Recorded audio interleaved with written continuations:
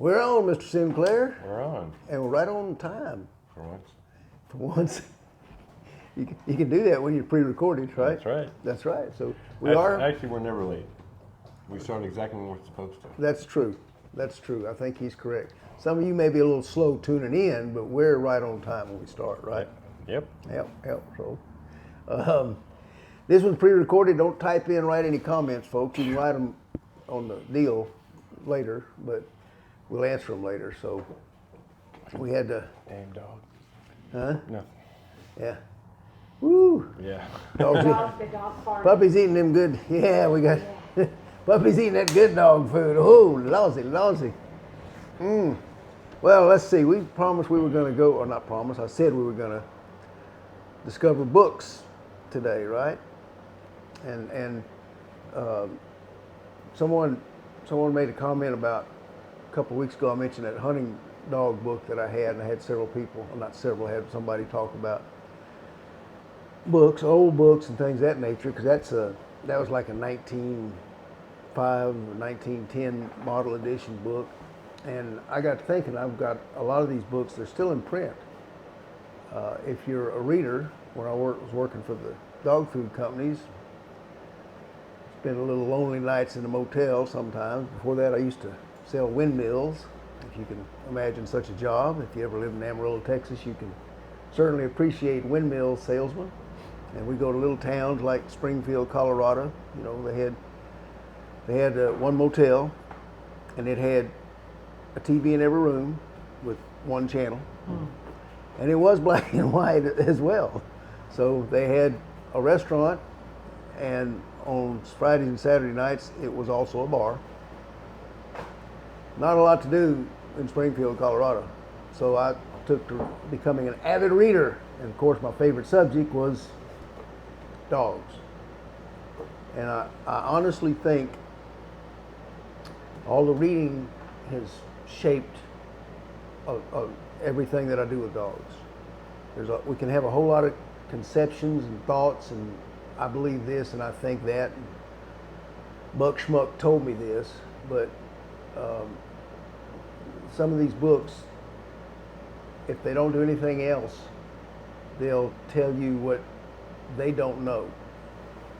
And it's nice to get verification from a guy with a big old degree and scientist and title in front of his name and go, he don't know nothing. So Scott and I are going to take. Scott's also a reader. He does all our research whenever we got to research something. So we're going to go about our favorite books, and I've got 2 or 3 here. Scott's got his favorite right there, and with that, we're going to get right into it. And first, these are not how-to books that I've got. This isn't sit, stay, and down. There's a gazillion different techniques to teach basic obedience. You can find all the books you want on that. They all have something worth looking at, and they all have stuff, maybe you don't want to use. So the books that I prefer have to do with like the intellect of a dog, the care of a dog, things of this nature. And so I'm going to give you first the 2 most comprehensive books I've ever seen written or published about dogs. This one is the Encyclopedia of Dog Breeds by Ernest S. Hart.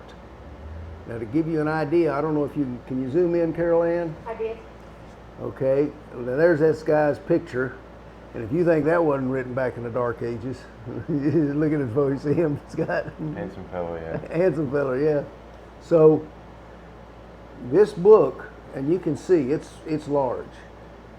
This thing, if you only own one dog book, and you wanted to get the most information you could about dogs, this one's it.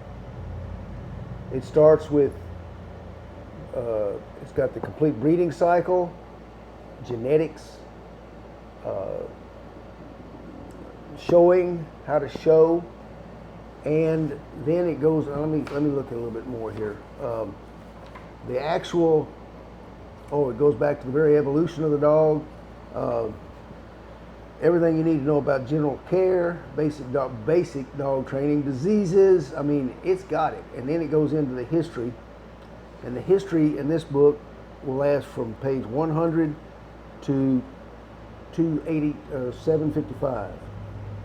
They break it down, whatever breed you're looking for. There's my Great Dane. They've got them all set in working dogs. For all you hunting folks, they have them. What I like most about this book is, I think Mr. Hart is from England in the first place. The history he gives on these breeds and the breed's characteristics were not written by a kennel club who hired one of their favorite breeders to write basically a sales pitch for his breed. And most of the books I see today that call themselves dog breed encyclopedias, they're a sales pitch for this breed or that breed. They're pretty generic, too. Huh? They're generic. Yeah, that's a good Real word. generic. Yeah, There's very nothing- generic. Nothing there. This book here, I looked at it, it digs in the breeds, it actually gets into the breeds Yes, themselves. Yep. And the niches and characteristics. Right. It's things I never thought of. So now Yep. it's recognizable. It's still true to this day because the dogs are still the same dogs, basically. yeah. But it has the history. Let's flip and give well, I'm not going to go do the shepherd because this is all the things they have written on the shepherd. All this page here, they'll go back to the history. But I didn't bring my reading glasses here. Well, here, now you see, this has got some of my underlining. As Scott will tell you, I write notes, I write down pages, I underline stuff, and I use these to reference. I mean, I to this day go back and look through these books. I'm not even going to try and read this without my little reading glasses, but trust me, it's very interesting. Take my word for it, okay? You got all these in color. You got now this is something, this was, I don't know when this book was originally written, early 1900s, something like that. Here, the hound group, they have the black and tan coonhound. Coonhounds were not recognized by the AKC until about 15 or 20 years ago. And yet this 1930, 1940s book has the black and tan coonhound. This is one of the most comprehensive books you're ever going to see. That's one. Now, if you want to know exactly how your dog thinks, if you want to know the scientific reason for things they do, if you want to know about dogs that are genetically aggressive, sudden rage syndrome is what it's called. Some of you may have experienced that problem. This book by Dr. Bruce Fogel is absolutely amazing. Puppy testing. How good are puppy tests for breeders? Dr. Fogel, I believe he's from England also, and everything that he writes about, he goes back and he finds scientific data. He prints who did the experiment, what the results of the experiment were, and you can see just in the back cover, I've got a few things to be looked back on with these notes.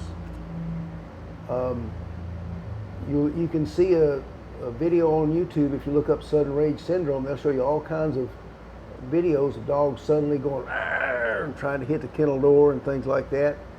If you had this book, you would know that sudden rage syndrome was discovered in a spaniel named Allegheny Sue. This was discovered in the 50s. Her pups genetically carried this trait to become enraged suddenly. It's one of the reasons Cocker Spaniels went from the top 5 most popular breeds in America to way down the list in the 50s or 60s, I forget which. They also discovered that sudden rage syndrome is carried by the maternal side, maternal genes. So if you want to know about Well, let's go the breeding cycles. Again, this is in here. Did you know that puppies are influenced, just like human babies, they're influenced by their environment and the mother dog while they're still in the womb.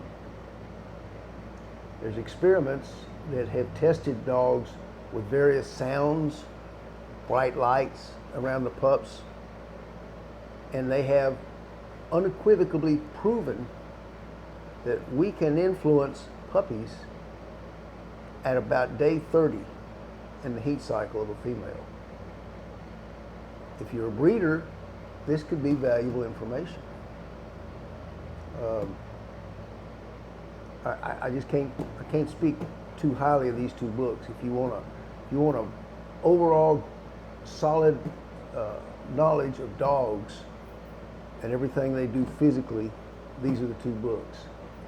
If you're into training, again, I wouldn't even start to pick out an obedience book. There's so many of them.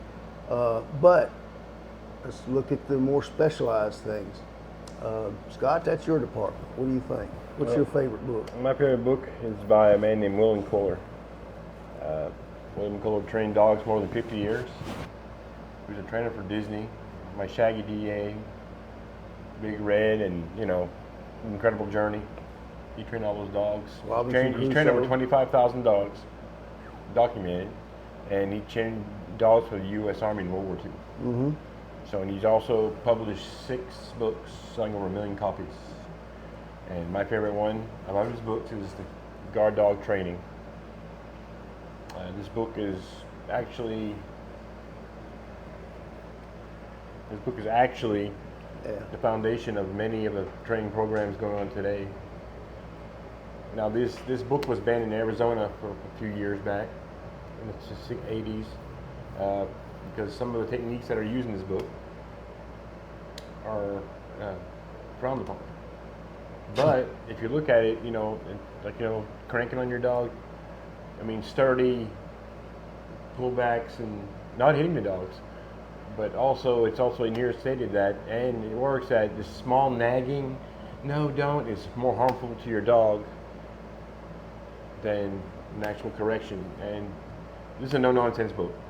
Right. And it goes, there's scenarios in here. It tells you how, when, and why, and the steps to do it in as you're building your dog. And it goes into from canines, some personal protection that you can add into there, factories, patrol dogs. There's even a section that's interesting for factories or factories.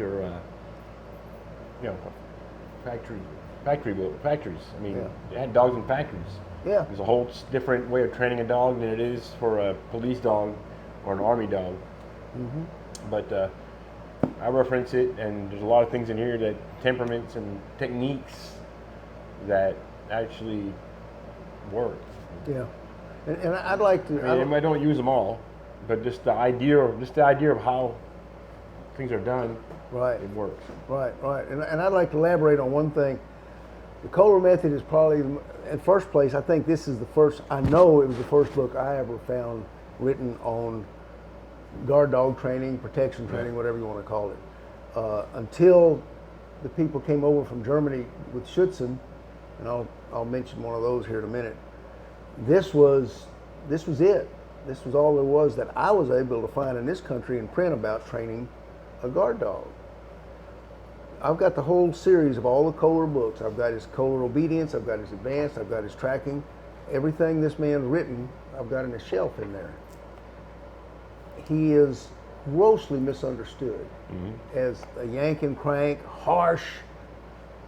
Here's the thing about the Kohler method, and he follows through the way he trains guard dogs.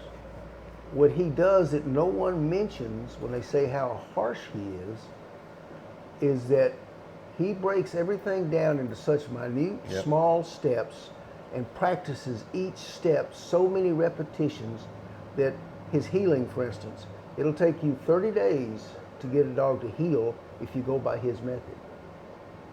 And he's not going to crank on those dogs until they understand what they're supposed to be doing. And then, you guys can appreciate this. he doesn't believe in nagging a dog. He believes in correcting the dog. For all you husbands out there, God bless Mr. Kohler. you may understand what I'm saying when I say nagging just gets on your nerves. It doesn't teach you anything. So, you know, if someone automatically tells you a Kohler book is not as harsh or cruel, go through and read it. And yeah, there's a lot of methods and things that are done that by today's standards are, you know, but it's worth it. Believe me, it's worth it. I mean, he goes into the prologue, you know, the personal protection dog. He explains what it is. Then he gets into pure breed or crossbreed here, and then he goes into the breeds. And he breaks the breeds down as an alert dog, like a smaller dogs, to a mid-range dog, to a man, and then you get your man stopper classes. And that's where he's pretty much pushing this, you know, each dog has a specific job that is best suited for. Right. And there's more than one breed on the man stopper side. You get your mastiffs, your pinchers, your shepherds, your herding dogs, you know, your mid-range dog, your pits.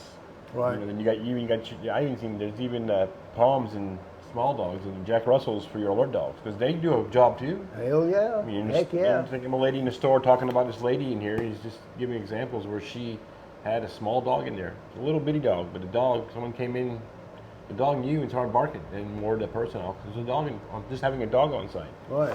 Even goes into what equipment to have for certain deals, you know.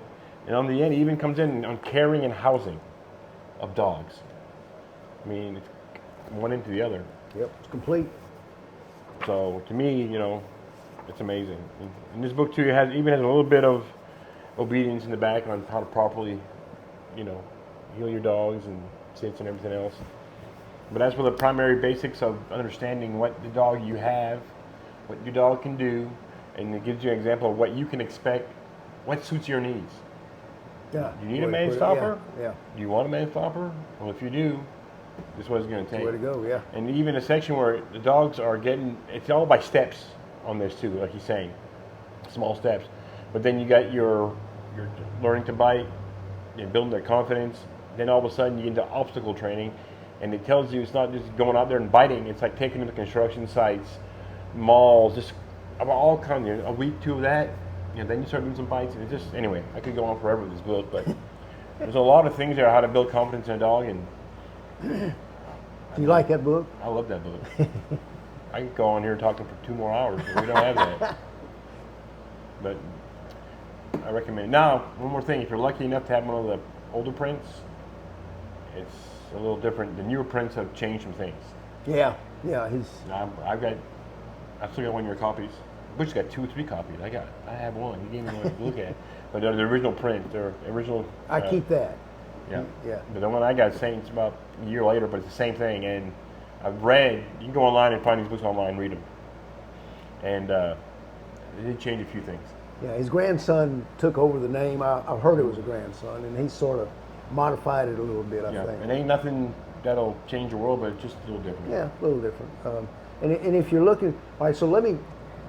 And it's not an easy read.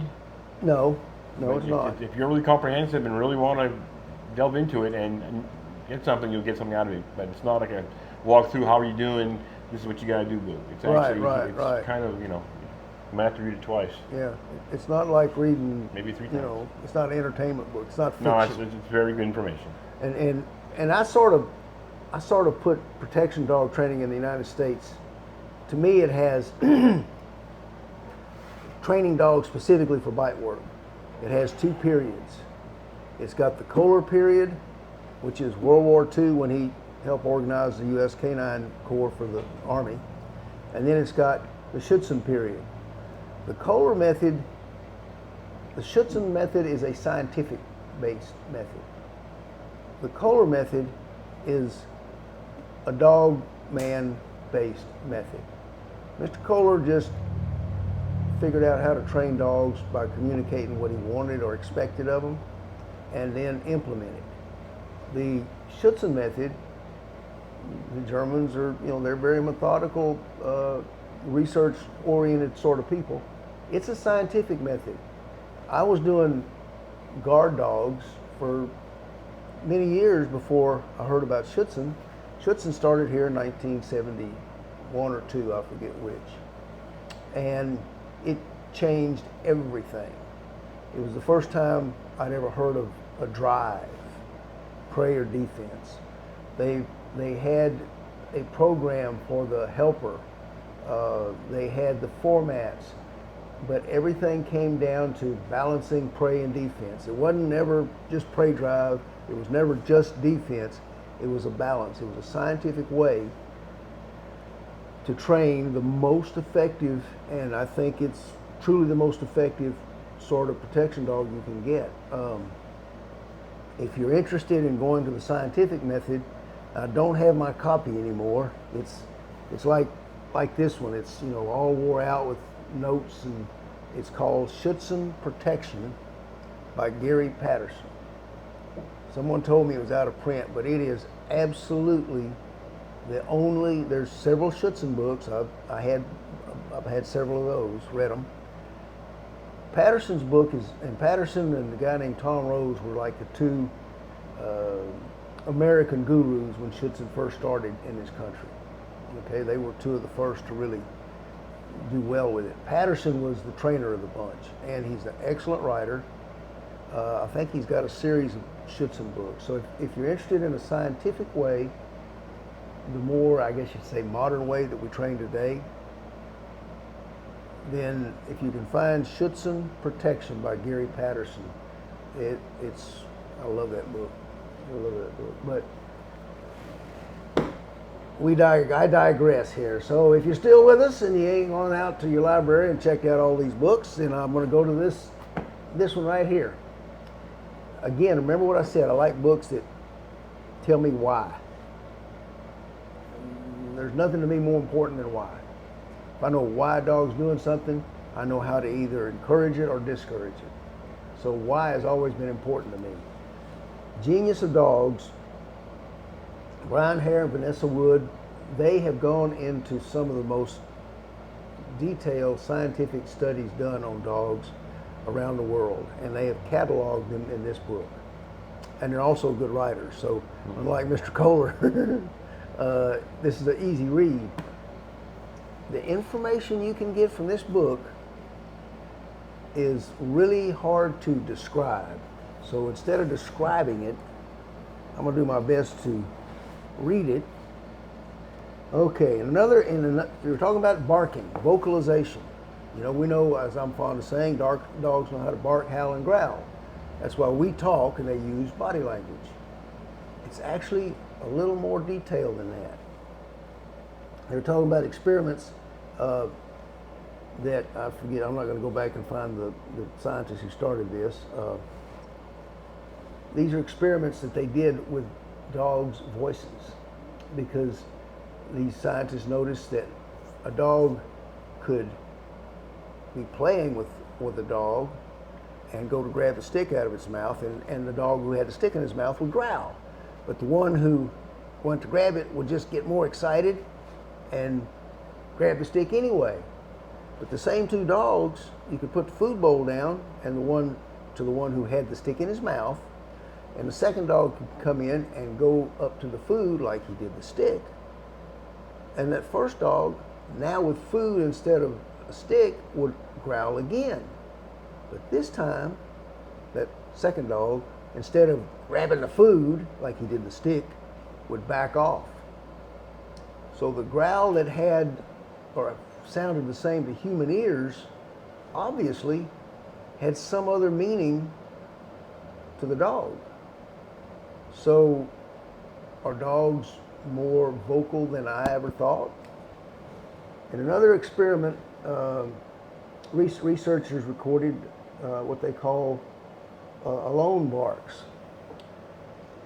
The dogs when they're alone, and stranger barks. These are dogs that would bark, whenever somebody would approach or come up close, right? And I got to get my eyes focused here, folks. So when researchers played 3 alone barks to the different dogs, these are dogs that are alone, like our separation anxiety dogs, right? Oh yeah. When they played for these dogs, they showed the least amount of attention to each bark. But when they played the fourth bark, now they're playing the recordings of other dogs doing this and playing them in front of other dogs. When they played the fourth bark, the stranger bark, the dogs all quickly jumped up to attention. So if a dog is barking because he's been left alone, separation anxiety as we call it, other dogs don't think a thing about it. But if a dog's barking at a stranger coming to his territory, and you take a recording of that bark, and you play it in front of some other dogs that are sleeping, they're all going to wake up and run to the door. So woof woof means, hey, I ain't got nothing to do, somebody come play with me, to a dog. And woof woof means, hey, somebody that doesn't belong is approaching. To human ears, these barks are identical. It's just a barking dog. Till you know. Once you have the knowledge, you can tell different barks. Yep, You can hear them. you can hear it. So there's not one of these books that do not have a world of information. I just can't brag on them enough, as you can tell. And I know this is still in print because I got 3 more copies in my house.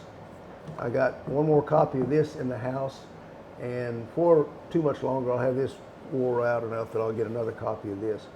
So all of these are still in print. Coleman Method Guard Dog Training, Scott says, a little modified, but Nothing. What you need's in there. so I think anyway. yeah. I would only add 1 book to this list, and not because it has a heap of knowledge about dogs, but it does. I'm fond of saying, people ask me, what's your method of dog training, Butch? And I'll tell them, my method is real simple. I don't make a dog do anything. I'll make a dog want to do everything. There's some things that I learned that dogs taught me directly, especially in the guard dog business. Not a business many people have had experience with, and let me tell you, it's a different way to make a living, and it's thoroughly educating. If you get past the first 1.5 years without too many hospital bills, then you can learn a lot about dogs. And so, ta-da! I will put this up. This is, again, not a how to do it book. This is a how they think book. So this is one I wrote because people keep asking me. A lot of people ask me to. I won't say a whole bunch, but a couple of people that I didn't have to pay. And if you take all 3 of these other books, they're about learning why and how to communicate with your dog. This is about how I communicate with my dogs. And over the years, that's been more than a couple, and most of them pretty good. So hope this is useful to somebody. Yep. I hope so too. And I guess remember we pre-recorded this one. So if you got any comments or questions, if you guys want to comment, if you're seeing these after we do them live and you got a question, put it in the comments because I get notified whenever there's a comment. If you have a question, ask the question. We will answer every question. I'll either answer yours in writing at that time, or if it's kind of interesting, we'll put it on the podcast. What do you think? Absolutely. Yep. So, All right. So, just like everything else, these books, very informational, but they've all got one thing in common. It's all about the dogs. Steve Oaks. We'll see you folks.